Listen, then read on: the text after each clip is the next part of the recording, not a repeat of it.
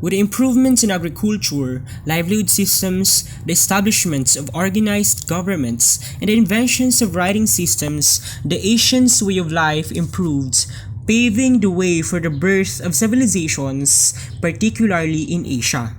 In fact, three ancient civilizations that flourished in different parts of the world originated in Asia: the Sumer in Mesopotamia, Indus in Pakistan and India, and Shang in China. And now, let's take a look into these civilizations and their geographical origins. Firstly, the Sumerian civilization emerged in the city of Sumer, located in Mesopotamia, which encompassed a large area of present-day Iraq and was part of the Fertile Crescent. Mesopotamia, derived from the Greek words meso and potamos, meaning between and rivers, was aptly named as it was situated between the Tigris and Euphrates rivers. While these rivers provided benefits such as fertile land for agriculture and foundation for communities, their periodic flooding also posed challenges, destroying crops, homes, and killed people. Now, let's take a look at the history and life of Sumerian civilization. Mesopotamia's history began when the ancient people arrived and settled in the southern region of the Fertile Crescent. Communities flourished and evolved into cities, and the region became known as Sumer, and those people living in it were called Sumerians. Sumer was composed of independent city-states that had a liberal form of governance. Among the famous city-states were Kish, Ur, Larak, Nippur, and Lagash. For the city-states of Sumer, they were rectangular in shape with wide roads and protected with high and thick walls.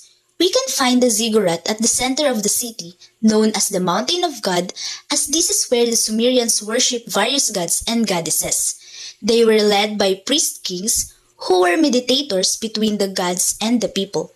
One of the most significant achievements of the Sumerians was the invention of the cuneiform writing system. It was written by scribes on clay tablets. It is used for keeping records of excess agricultural products. The Sumerians had a high standard of living. Historians believe that they were the first to use potter's wheel. They used it to transport goods. The Sumerians also used plows for farming and created arches in their structures. With a high standard of living in Sumerian society, Sumerian civilization became weak. Why?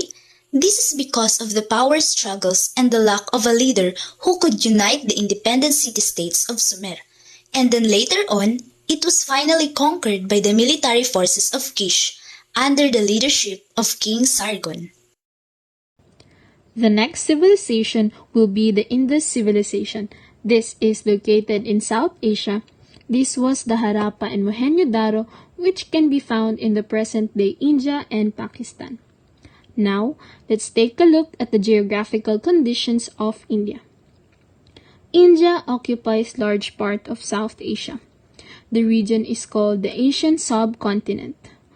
The fertile valley in the Indus River is the center of civilization in the region. The river flows from the mountains of the Himalayas to China, India, and Pakistan.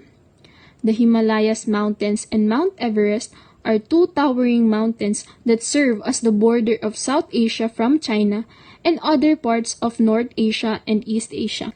The geographical location of South Asia became also the reason for ancient people who lived there to experience some challenges. That includes the overflowing of water from Indus River and the droughts or rains brought by monsoon wind. Now, the importance of the geographical location of South Asia is that it contributed to the way of life of the ancient people.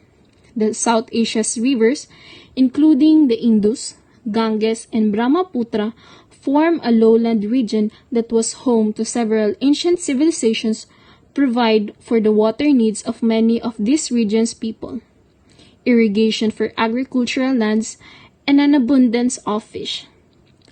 The most well-known cities of Indus civilization were Harappa and Mohenjo-daro, that can be found on the northern side of Indus River, while Mohenjo-daro was on the southern side of the river. These two cities were almost 640 kilometers apart. However, the Indus River united the natives of two cities. They both used boats to transfer from one city to another. The Harappa civilization had well-planned cities.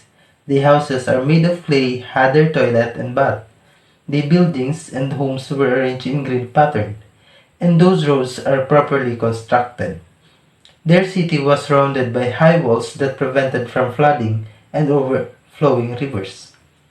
Aside from the high walls that prevent them against flooding, they also had the efficient sewages and canal system. In the middle, they had a building with a large communal bathing area that believed to have been used for religious rituals. With this, we can see that the Indus civilization they already had the proper sanitation because of the creation of own toilets and baths, and especially the creation of canal system.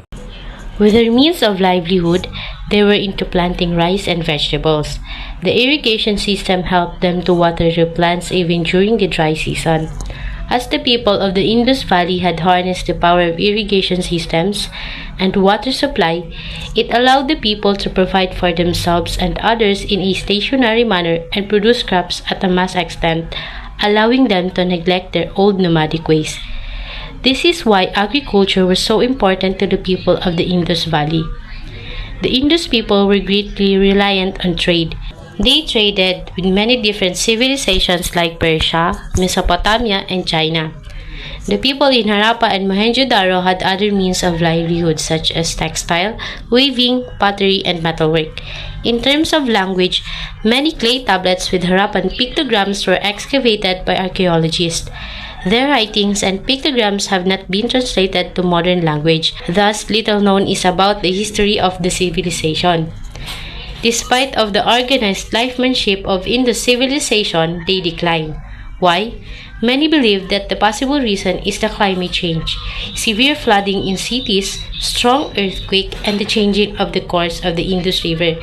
The arrival of foreigners, known as Aryans, is also said to have contributed to the downfall of the Indus civilization. The next civilization will be Chinese civilization. Just like in India, ancient people lived in China for thousands of years. Evidence shows that the Chinese already had an agriculture system some 8,000 years ago. Chinese community along with the Yellow River or the Wanghe River were already thriving at the start of 2000 BCE. The Shang dynasty is the earliest ruling dynasty of China to be established in recorded history, though other dynasties predated it. The Shang ruled from 1600 to 1046 BC and heralded the Bronze Age in China. They were known for their advances in math, astronomy, artwork, and military technology. The earliest written records in Chinese history date back to the Shang dynasty, which according to legend began when a tribal chief named Tang defeated the Xie dynasty, which in 1600 BC was under the control of a tyrant named Ji. This victory is known as the Battle of Mintiao, fought during a thunderstorm. Ji survived the battle but died out later of illness. Tang is known for establishing a low number of drafted soldiers in the army and for beginning social program to help the kingdom's poor. Shang Dynasty achievements. People of the Shang Dynasty are believed to have used calendars and developed knowledge of astronomy and math, thanks to inscriptions on tortoise shells that have been unearthed by archaeologists. Shang Dynasty artisans created sophisticated bronze works, ceramics, and trinkets made from jade.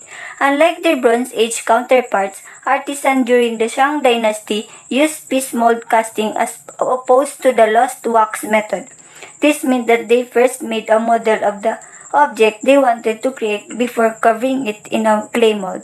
The clay mold would then be cut into sections, removed, and refilled to create a new unified one. Shang cities. During the Shang dynasty, there were several large settlements including Zhengshu and Anyang, though they are not believed to be as densely urban as Mesopotamian settlements during the same time.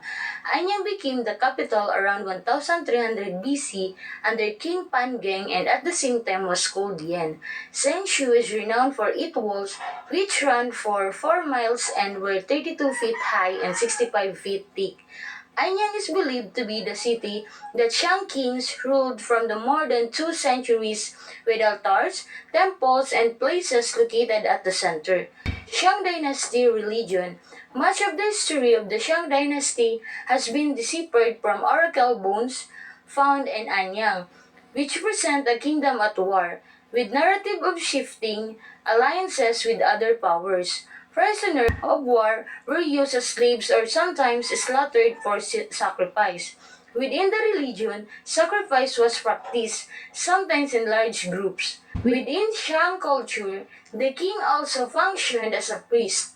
It was believed that ancestors communicated through the god Di, and the Shang king led in the worship of Shangdai, considered the supreme ancestor as well as communicating with the other ancestors. The wishes of the ancestor were received by a group of mystics and then interpreted by the king. Fall of the Shang Dynasty. The Shang Dynasty came to an end around 1046 BC. The final king in the Shang lineage, King Dixin, was considered a cruel leader who enjoyed torturing people, leading to calls for the end of his rule. Entrusted with an outpost to protect the western frontier of the kingdom, the Zhou army, led by King Wu, marched to the capital city. Dixin armed nearly 200,000 slaves to supplement the defending army, but they defected to the Zhou forces in what is known as the Battle of Mui.